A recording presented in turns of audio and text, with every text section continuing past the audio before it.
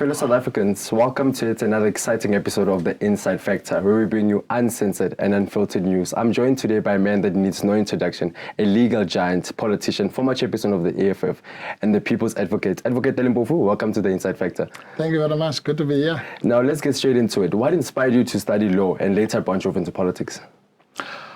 Well, actually, it's difficult which one was the branching off here. I got involved in politics at a very young age. I mean, I was already in detention at the age of 17.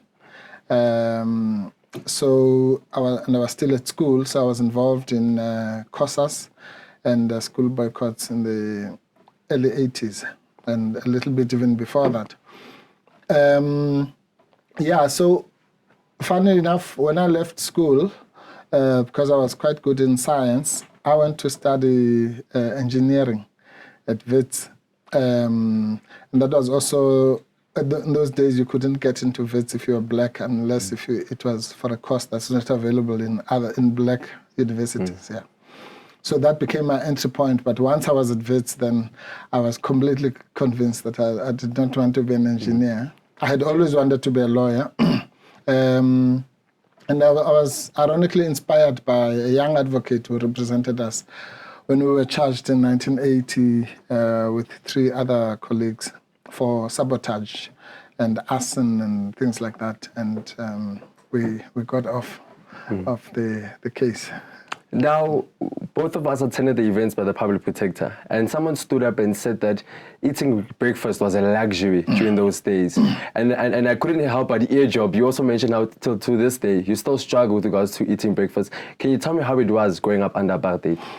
Yeah, most successful people will always tell you the stories of how bad it was, but I can tell you that mine was not a fashionable thing.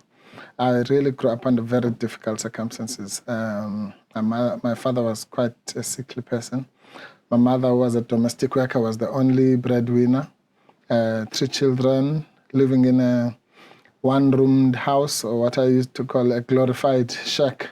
Because the only difference between where I grew up and the shack is that it was made out of bricks, but otherwise it was just four walls and 1 room. So to struggle through all that, and manage to achieve the little successes is quite a big thing for somebody like me and for the people that I grew up with. So I always make sure that I'm in touch with that community because it also grounds you a little bit. So the reality is that the idea of breakfast was just completely non-existent. I mean, we would be lucky if my mother would manage to scrape around 2 or 3 cents or 5 cents in those days, just so that when you break at school, you can be able to buy a guinya or 2. And that was it.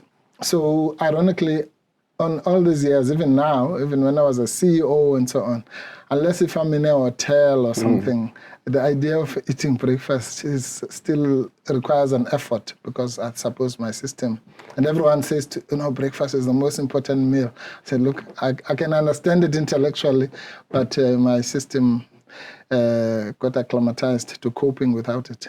Now, in the 1980s, as a young man, you joined the ANC Youth League. How different is the ANC Youth League today compared to when you joined it as a young man? Oh, no, it's completely different. I mean, the youth movement, our youth movement, as I say, was firstly very much more radical and fierce. I come from the school of Peter Mokaba. And so by the time the ANC Youth League itself was unbanned, we were already steeped in youth politics, starting from student politics in my case. At WITS, I was the president of the Black Student Society in 1985. And we viewed both student politics and youth politics in those days as one thing, activities of young people. So the Youth League of today, I mean, if it exists at all, is not even a shadow of its former self. I think that the last legitimate leadership of the ANC Youth League was the leadership of Julius Malema, which was elected in 2011. And as fate would have it, when they were expelled in the disciplinary hearing, I was the lawyer who was representing them. So it was particularly so for me as a product veteran at that stage of the Youth League to see it actually being killed in front of my eyes.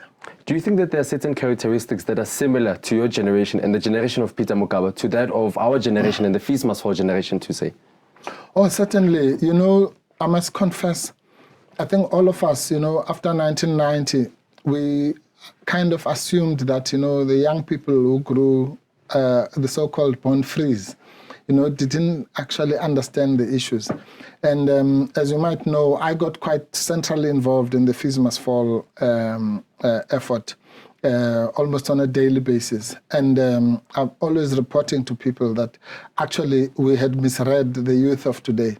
They, in many ways, have experienced racism in even a much sharper way than we had, because ours, of course, was crass racism under apartheid. But the continuation of institutional racism is actually something much more serious, because it operates under so-called conditions of democracy and freedom. And so I take my hat off for the Fees Must Fall generation. Now, many Fees Must Fall activists and young people especially have come out to say that they blame certain activists and certain leaders like yourself who were in the ANC to say that you let us down as our uncles and as our bigger brothers. Do you think it's a correct analysis to make? Absolutely. There's no doubt about it. I mean, I think that the generation that we represent in many ways can be said to have sold out. Because if for us who went through the kinds of things I'm talking about, I mean, if I'm telling you that I was being tortured at the age of 17 and seeing brutality and people dying and so on, those are the people who really experienced the harshest forms of apartheid, and those are the people who should have made sure that no vestiges of that system remain. But what we actually have today, unfortunately, is something that I've coined the phrase neo-apartheid, because I think that what is actually happening is that we have allowed the continuation of apartheid under so-called democracy conditions, which is unforgivable, because the entire purpose of attaining political power is supposed to use that power in order to change things. But the power is there, but we're still keeping the status quo. Now, you once worked in the ANC alongside Mama Winnie, and there was an alleged letter written by Mama Winnie. How did that make you feel that you were now at the center of attacks by Stratcom? Well, having worked with somebody like Comrade Winnie, in a way, all of us, Peter Mokaba, myself, and various other activists, we knew that we were opening ourselves for major attack, because she was certainly by far, enemy number one to the apartheid regime. I mean, she was the only person, not even us could do that, who could openly walk out under those conditions and shout Viva ANC. And when the ANC was banned, and still go home without any fear.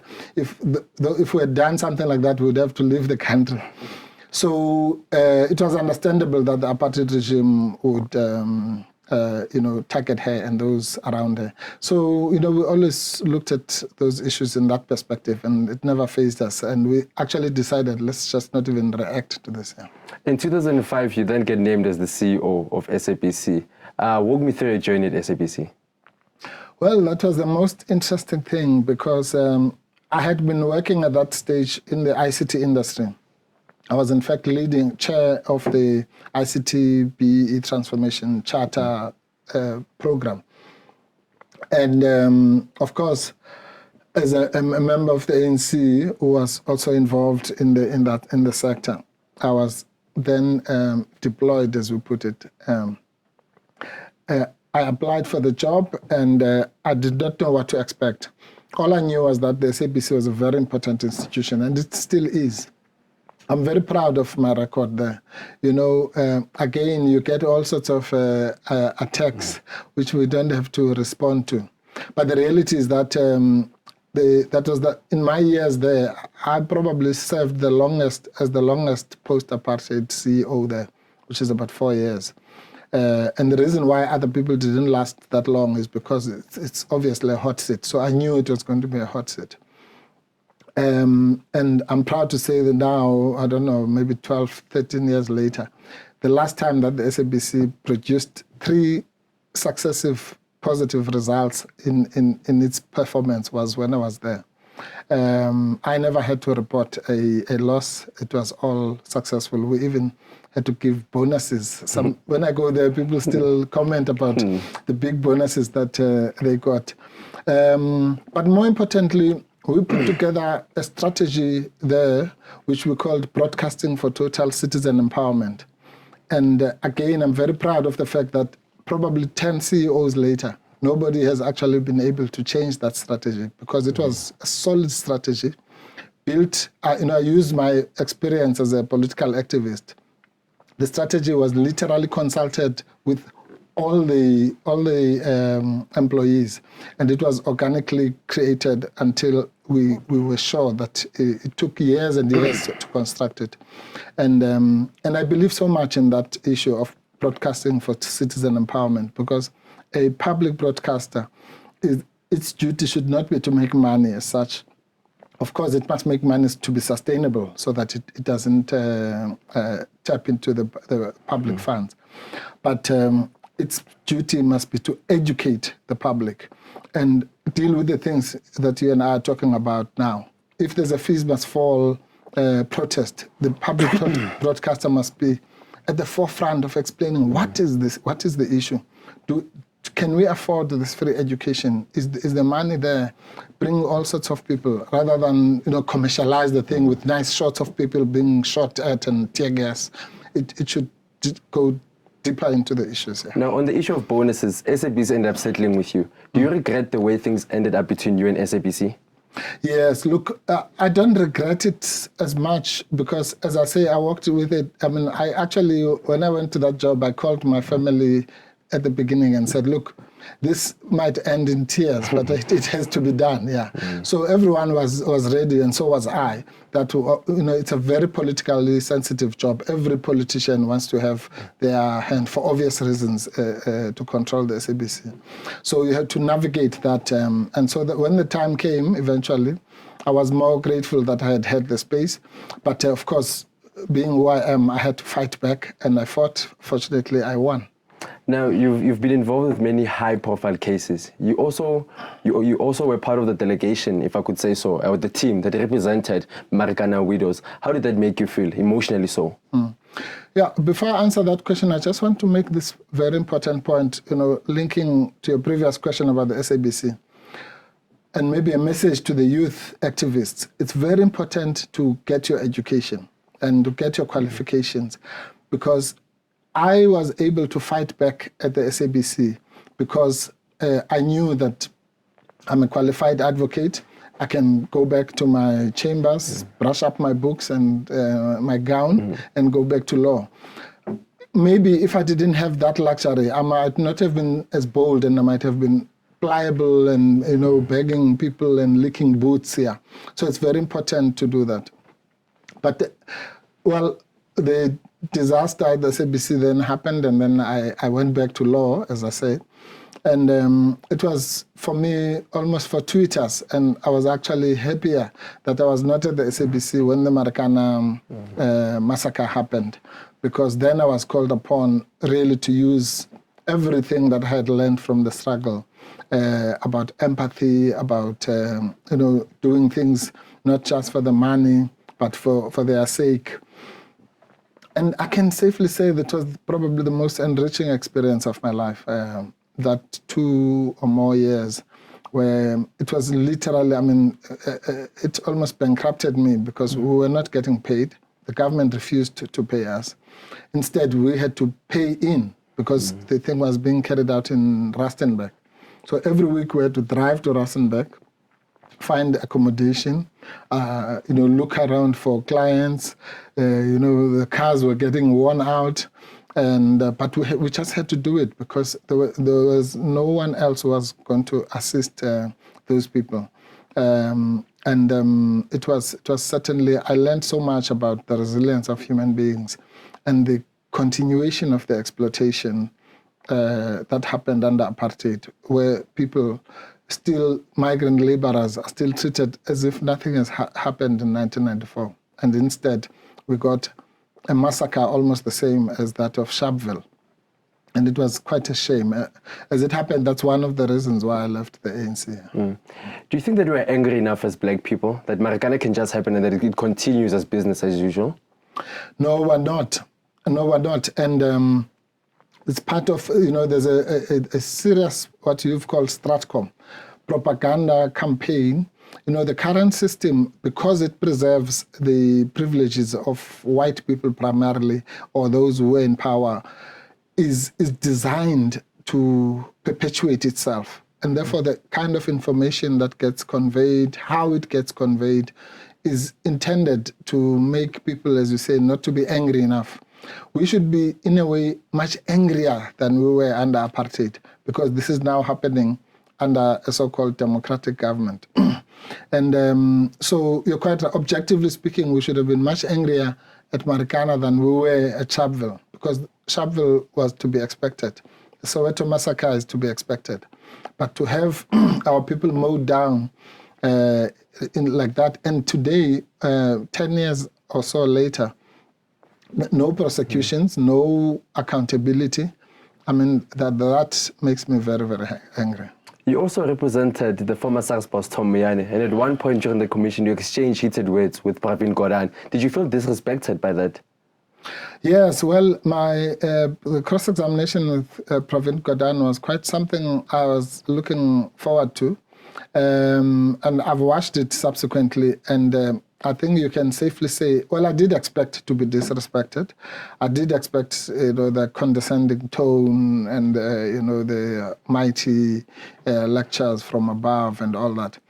But at the same time, when you're a professional lawyer, you go in there and you must just take it on the chin, as it were, because your objective is to get, if you have 5 or 6 objectives that you want to get or answers that you want to get from the witness, and you get them all, then you're fine. It doesn't really matter what happens to you personally, because you're doing it not for yourself really, but for the client. Yeah. What are your thoughts with regards to Pravin Gordhan and the way he's running SOEs? Well, I think that gentleman is a complete disaster.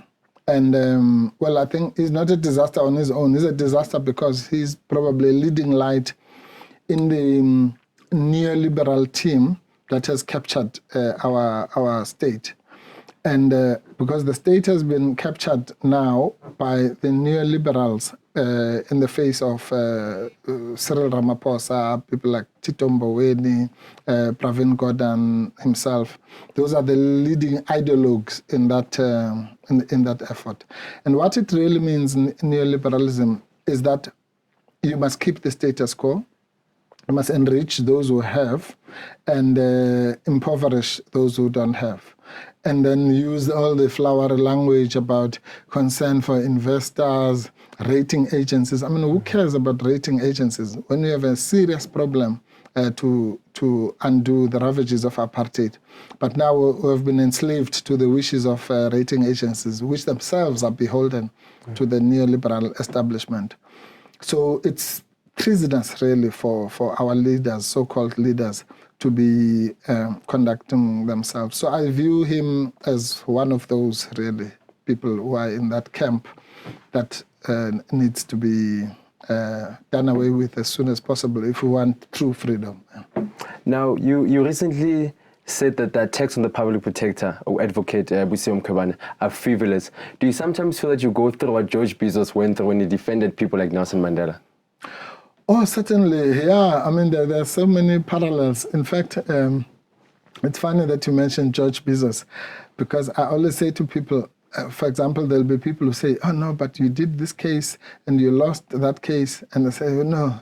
When you are a human rights lawyer, it's not about losing or winning. It's about articulating the plight of the people. And I always use that example. I always say, well, just tell me one case that George Bezos won. you can't think of whether it was the Mandela's case or the people who were hung by government, or even Winnie Mandela's case, and all those cases, Tokyo's case, and all those cases. But why, if we can't even remember one case that we won, why do we think he's the greatest lawyer that ever graced the South Africa? That's because he was prepared to fight those unpopular fights, and not to put a tick box of winning, but to make sure that in every case, whether it was Mandela's case, if you look at it, you say, okay, he lost because Mandela went to jail. But during that case, what did we get? We got the "I am prepared to die" speech. So that took our struggle to a particular level. Whether it was all these cases of our heroes. You can think of people like Solomon Mahlangu and so on. So it's a narrow-minded focus of people to look at cases in that way. Because in human rights law, invariably you are fighting against the system. And the system is everything. The system is the media, it's the judiciary, it's the executive, it's the legislature. It's all packed against you, and there you are alone. So if you're going to say, no, I'm not going to represent the Marikana people because I might lose the case. Whereas by doing that, you have actually empowered people beyond and given them a voice. And so yeah, George Bizos does remind me, and incidentally, I did work with him in one of his famous cases, the Delmas trial, where people like Tera Likota and Popo Mlife were sent to Robben Island. Another loss for George Bizos. Now, do you think that the system has dealt with Advocate Mkhwebane, and do you think the system is being fair towards her? No, certainly not. I think Advocate Mkhwebane is seen as probably the only stumbling block to what I've called the neoliberal project. Because part of the capture of the state by that establishment is intended to create the space for them to do what they want with impunity. Now, how do you do that? You do that by capturing key institutions, SARS, the NPA, even the public protector. But it's difficult to capture the public protector because, fortunately, the Constitution makes it very difficult to remove a person like the public protector. And I'm involved in the case now, so I can't talk too much about the merits, but there's the effort to remove her, which we are resisting in the courts because we believe that its roots are not honest. Now, I know you feel very passionate about the skewed briefing patterns in South Africa. Who or what do you think is to blame? Well, the state. It goes back, we would not have skewed briefing patterns or still complaining. And incidentally, Advocate Mkhwebane, I must say, apart from anything else, is the only person, I'm prepared to say this, in the entire government who consistently ensures that she empowers black advocates, many of them, black attorneys, and goes to court with those in huge cases with entrusting her own life or livelihood into the hands of black advocates. And I think that's very important. I mean, if you go back to what we're talking about, when I was at the SABC, when I was fighting for my life and I was under attack, I had to make sure that I send an example out there. I had an all-black team, black senior counsel, junior counsel, and attorneys. And we succeeded, as you know. And it was very important to do that because some of our people, they can, if it's about their work, they can give work to black advocates. But when it's you who must now go to jail or your house is being taken, you say, no. I think I'll try the other people. So who's to blame? It's the state. It goes back to what I was saying. You are given power by the electorate. The electorate gives you that power so that you use that power to transform society. And what do our people do? Whether it's the president or Pravin Gordhan, all of them get represented by white lawyers. So they get the power from the people and then give it back, as it were, by failing to do that which they acquired the power for. And by falling into their own apartheid mentality of thinking that everybody who's white is superior, everyone who's black is inferior. Doesn't matter that we went to the same universities, we probably got better marks at university, but simply because of the color of our skin, we're presumed to be lazy, not hardworking, or not even understanding. I can tell you some of the most hardworking advocates I see around here are black advocates. Now, you recently told me that when our black brothers and sisters go to white lawyers and exhaust their money, they always come back to you asking for favors. How does that make you feel? Oh, it's the most terrible feeling. I mean, you get all these big wigs, BE moguls with sharp shoes here. And, when they have a case, they'll take it to white attorneys and white advocates. And then they'll spend 5-10 million rand on those people. Somewhere down the line, the money runs out. And I know the call. I receive it all the time. Yeah, it comes. Once they start by saying, hey, hello, my brother, then I know exactly the money has run out now.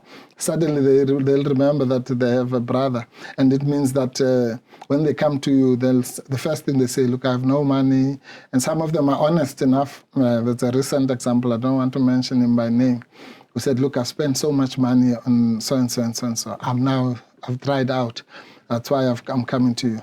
Look, we help them, but we try to make it as uncomfortable as possible by telling them that this is what drives them. And it's an apartheid mentality that we have to do away with. What are your thoughts on South Africa's judiciary, especially the conduct of certain judges? Well, our judiciary is a complex animal. I can't comment much because I'm a member of the Judicial Services Commission, which appoints judges.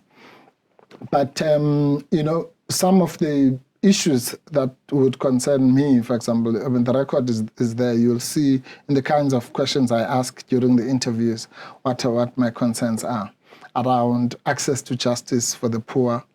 I don't even know if we can call it justice because really, I mean, the amounts of I always say to people, if you have a fight against Oppenheimer, doesn't matter who's right or wrong, the chances are that he's going to win because he's going to bring 10, 20 silks and you probably will be on your own with some first-year student. So the system is itself inherently unjust. And therefore, when you are fighting a case, it's not just about fighting the merits of that particular case. You must always be fighting the system and amplify the voice of the voiceless. Because those voiceless people don't stand a chance against the system, whether they're fighting the government or big business. Yeah. So there needs to be that commitment to as I say, amplify the voice of the voiceless. But the system is very skewed.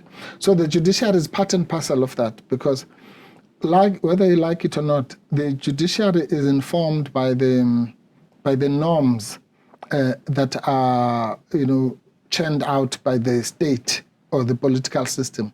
So if the system, for example, says is a capitalist system or a survival of the fittest, and the laws are designed to protect those who have, then what are the judges going to do? Because they have to apply the laws as they are. So the problem might not be so much the judges, because they're applying the law, but it's the law itself which is unjust because it favors certain people inherently, even at the level of who can afford to be in front of the judge. Now, what are your thoughts on the State Capture Commission? The State Capture Commission is something that fascinates me because it has, quite frankly, moved into something completely different. Everyone forgets that there would be no State Capture Commission if we had not gone to fight at the time when the EFF actually was the only organization that took up the cudgels and fought at a point when the State Capture report could have been buried forever. And as a result of that, the State Capture Commission was established.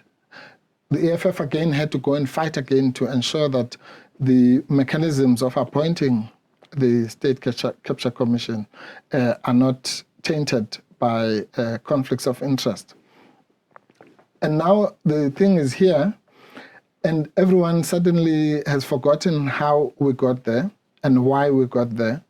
And I'm also ambivalent about the fact that the State Capture Commission then expanded its mandate. In a way, it's a good thing because it means you look wider. But the reality is that the State Capture Commission itself was supposed to look into a particular specific issue, which is what we might call the Gupta corruption. And the jury is still out as to whether, if we had focused on that issue and do it and then move on to other things, maybe at a later stage, we wouldn't be better off than having, to look at every municipality, every government department and what have you, because you might end up with a wide focus, but actually the product might be meaningless. So I don't know, we'll see what the report looks like. But I don't envy the work of Justice Zondo. It's actually a very difficult task that he has, because that whole thing has become political. I think that even the term state capture has actually been politicized, because that's why I was asking Pravin Gordhan, what is state capture? I mean, we know what fraud is, we know what corruption is, but what is state capture? And this state capture has now been turned into a factional thing. So state capture is what the Zuma faction did, but if it's done by the Ramaphosa faction, then it's not state capture. So both of them can get money from Gavin Watson. Exactly, literally. This one takes a check, this one takes a check, but this one is state capture, this one is just a mistake or, an oversight. So it has been turned into a political tool, or not even a political tool, a factional tool. And I hope that somehow Justice Zondo will have the wisdom to see through that and just give a report that doesn't seek to buy into the narrative of one faction over another. Now, you recently joined in the Tea Party in Nkandla. Now, walk me through that experience, especially the saga between, not even the saga, like this whole issue surrounding the former President Jacob Zuma and the Deputy Chief Justice Ubaba Zondo. Look, again, it's unfortunately in South Africa, things are looked at as black and white. So either you like Jacob Zuma or you like Justice Zondo. And then the issues get lost out. The issue here is quite a simple one for me. Here you have a litigant or a witness in the language of the commission who says, rightly or wrongly, I'm not comfortable with this particular decision maker. At the same time, you have Justice Zondo who says, look, this is a commission, it's not a court of law, and therefore certain rights don't apply here, and is right in that legal analysis. So how do you then reconcile these two things? Because both of them feel aggrieved. The one feels defied. The other one says, I feel I'm not being listened to because I'm saying I'm uncomfortable with this particular person, not with the commission itself.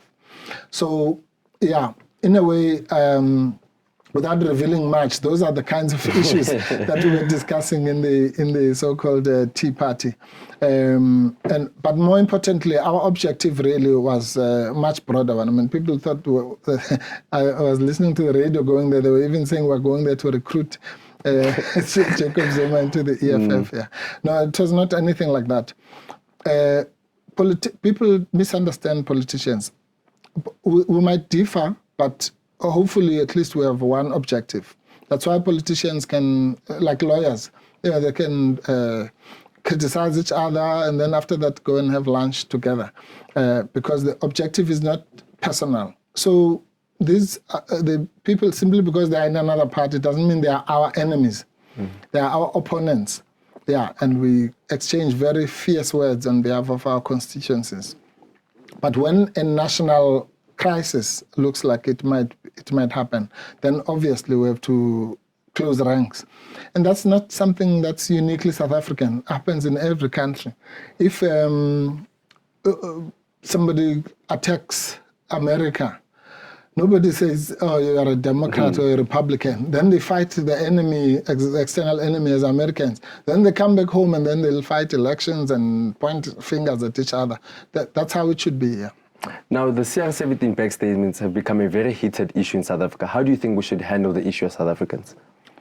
Well, I think the sealing of the bank statement sends a very wrong message. Because if you're going to say that you live in a country of transparency, then you must practice what you preach. But of course, our media is so complacent, and actually they are accomplices, because nobody is saying, imagine if these were statements that belonged to Jacob Zuma. The media would be up in arms to say, what the hell? Why should they be hidden from the public, and so on? But now, because it's their darling Ramaphosa, all sorts of excuses have to be found. No, those statements must be released. Because, I mean, it's like this fallacy of saying, if these people paid 1 billion rand to buy Cyril Ramaphosa to become the president of the ANC, well, that's something for a political party. It's got nothing to do with the state. I mean, that's the most laughable nonsense you can hear, because nobody's going to spend 1 billion rand to make sure that somebody is the president of the UDM or some other small party. The reason why they spend 1 billion rand is because they know that at that time the ANC is the most likely to be in government, and therefore its president will be the president of the country. So they're not really buying president of the ANC, they're buying the president of the country. And that's a serious matter that should concern everyone, not just members of the ANC, because the president is voted by everyone. So how can something that serious, what bigger corruption can there be? Imagine if I took 1 billion rand of my pocket and ensured that somebody is the president of the country. And then when they say, okay, well, let's look at Mpofu's account, how he did this transaction, and then we say no, we seal it. It's just incredible. Now I want to touch about your life in the EFF. How was it like being the chairperson of the Economic Freedom Fighters? Oh well, it was the most difficult time, because I had to run my practice at the same time and be the national chairperson of the EFF. But it was also very exciting. I still don't know how I did it, because this job is very demanding on its own. And that job, establishing a new party, driving it to a particular direction, going through the entire country. I honestly don't know how I did it, but it was a very rewarding 5 years, because I got to know things about this country that maybe are not visible to other people who are not in those rooms and those interactions. I mean, for example, when the local government election results came and we had to negotiate with the ANC and the DA about what should happen in Tshwane, Johannesburg, Nelson Mandela Bay, and other parts in KZN, IFP, that gave one insight into the proper political landscape here. So I enjoyed that very much, and it's something that I found very rewarding. I would do it again anytime. Yeah. You also contested during the last elective conference of the EFF. How important was that for you, especially looking towards the internal politics of the party? No, it was very important. Well, I can give you a scoop, and you'll be the first one. You'll be the first one to know that. When I contested, I had already made up my mind that I actually wanted, because at some point I had to choose: do I want to continue in the top 6 of the EFF or practice law? So I had already made up that decision. I actually discussed it with some members of my family. But it was important for me to send a message. So when I stood there, I was not standing to win. In fact, the last thing I wanted was to win, because then I would have had to be stuck on that side of my life. But it was important for me to send a message. So I said to the people who supported me that let's contest. In fact, if I had my way, I would have even contested the presidency on the same basis, because it was important to send a message to the younger generation and society out there to show that despite what our critics are saying, the EFF is actually a very democratic organization. We've had now 2 successive conferences. We don't manipulate the results. Nobody got £1 billion or anything, to do, yeah. If I could have gone around to solicit, maybe I would have been a millionaire now, yeah. We just contest ideas, not so much contesting positions.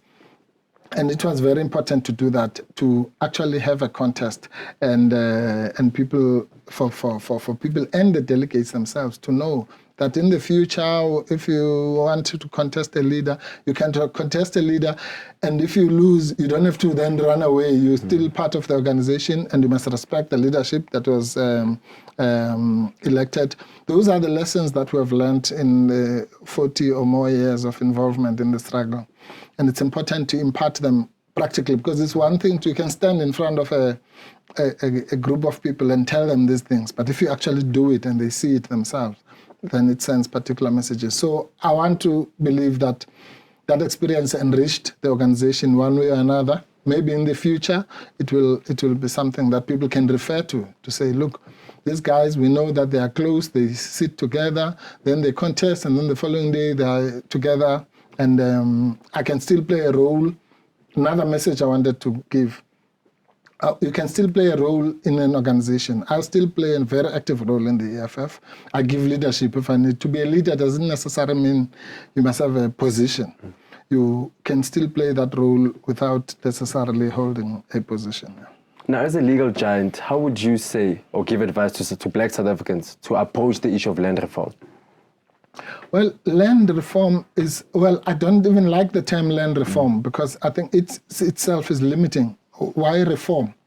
In fact, I was debating this only yesterday or 2 days ago with the deputy president of the EFF. We had a workshop on land. And I was saying that I don't want us to buy into this thing of land reform. And in the end, we agreed that from now, our language should be the language of repossession of land, not reform. Because land reform means you're tinkering on the sidelines of what is already happening, which is rotten in the first place. Remember that land is what the struggle has always been all about. And so you have to trace it to decolonization. Because what is colonization? A colon is a piece of land that is taken over by somebody else. So that's what colonization is. It means the theft of your land by violent means. Right?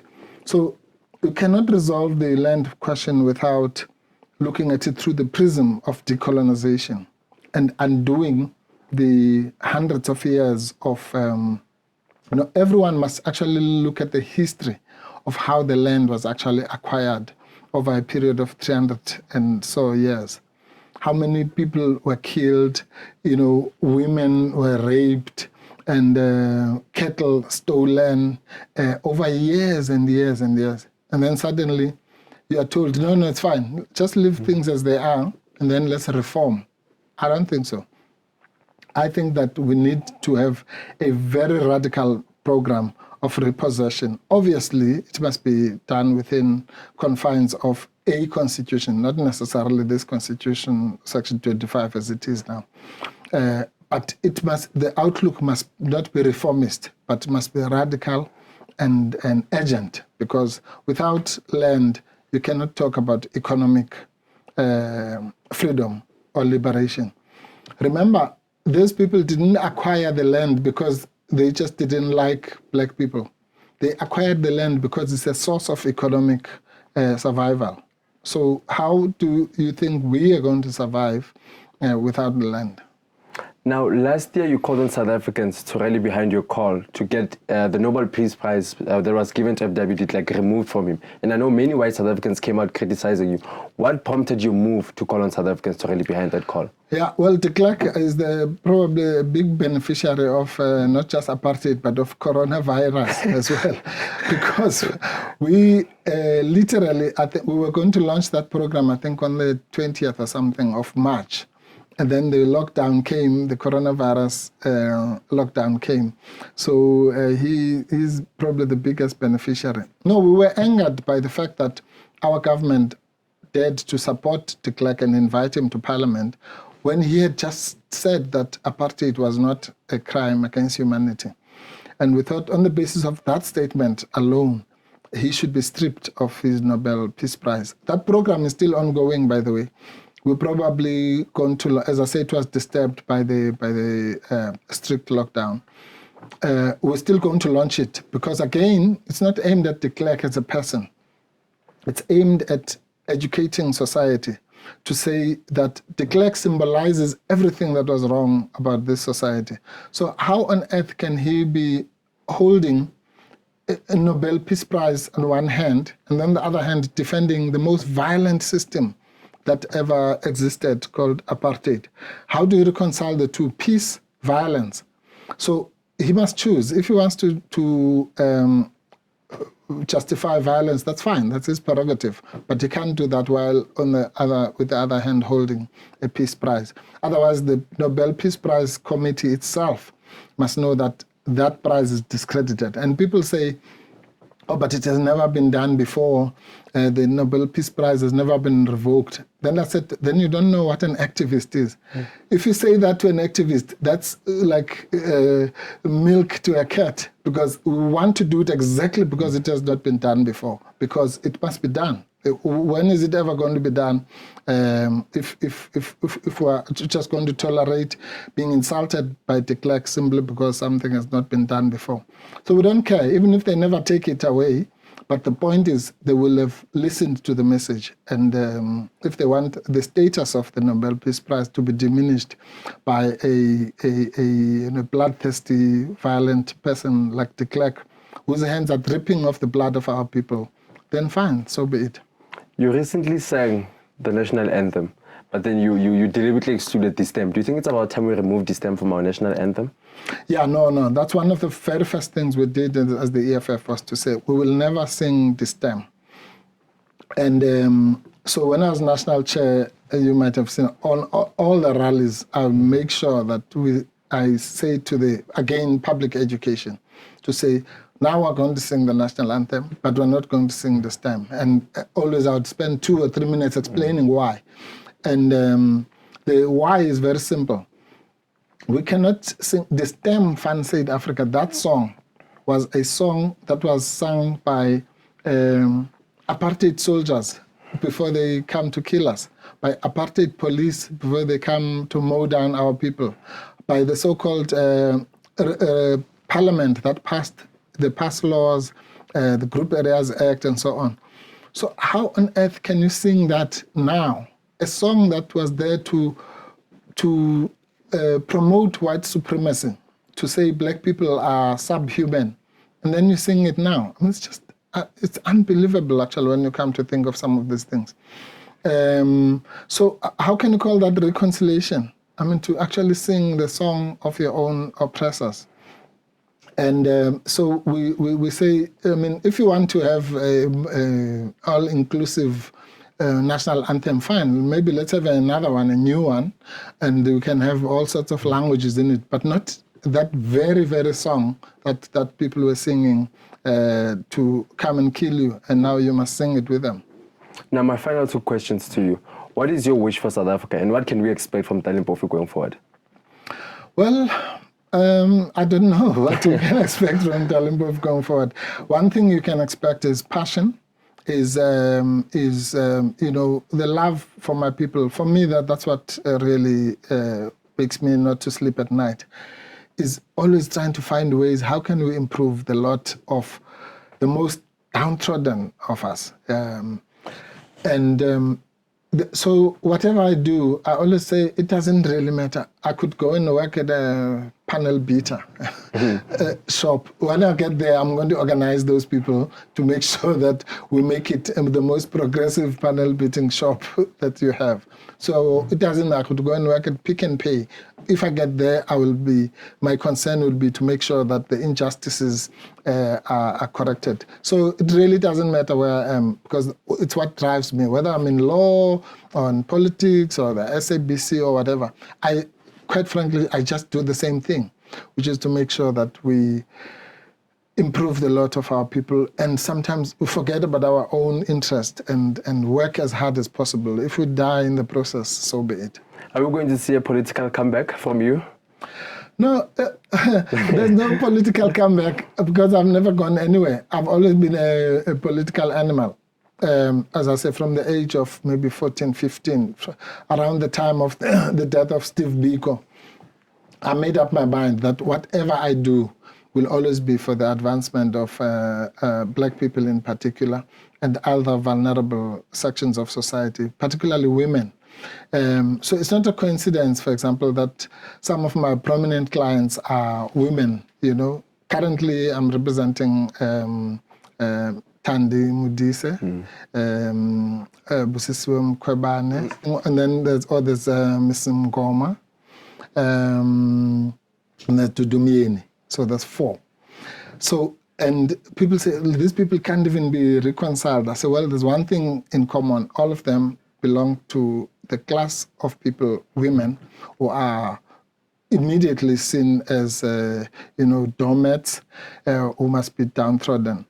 And the most interesting one is because Busisiwe Mkhwebane and Thandi Modise, of course, Thandi Modise is leading the charge for the removal of Busisiwe Mkhwebane, but both of them are my clients in different cases. Yeah, so that's another story for another day, because professionalism is another message I like giving out to people, because people don't understand, how can you represent Dudumieni? How can you represent this one, Moyane?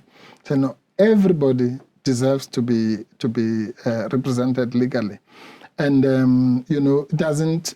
You don't have to, if you're a professional, and I always make the example of a doctor. If you're a professional doctor, can you say, no, I'm not going to treat the patient because that patient is from the DA, or I'll treat only patients from the ANC or from the EFF? It doesn't work like that. So one has to navigate these things. Yeah. The People's Advocate, thank you very much for coming to the show and for giving us your time. Appreciate it. Thank you.